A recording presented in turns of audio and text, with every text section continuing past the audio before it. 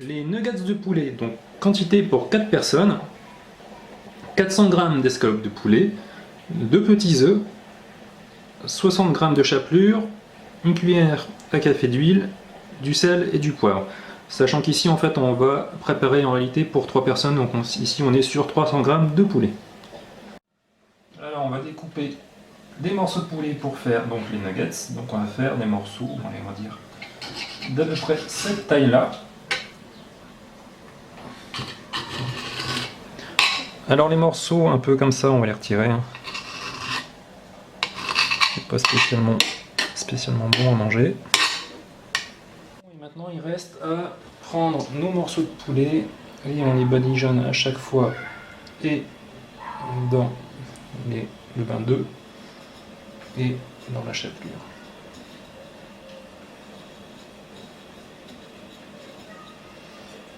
De une.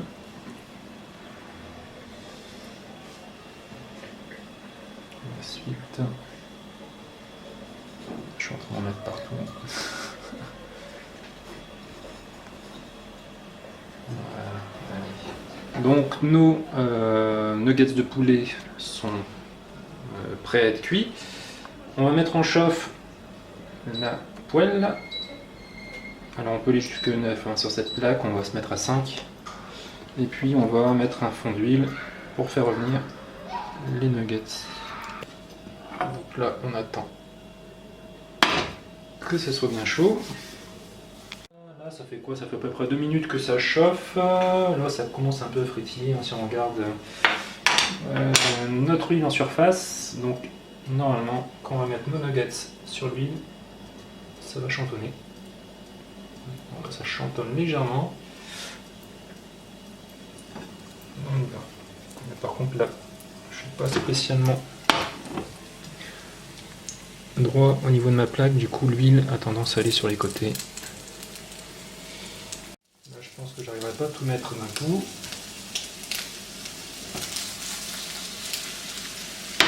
J'ai à faire. Là on voit qu'il y a un peu de chapelure qui est partie, donc je vais en mettre un petit peu par dessus pour compléter. C'est vrai que par contre du coup comme j'ai plus de jaune d'œuf dessus, ça va pas spécialement attaché. Bon. Donc là on va remuer un peu pour éviter que ça attache.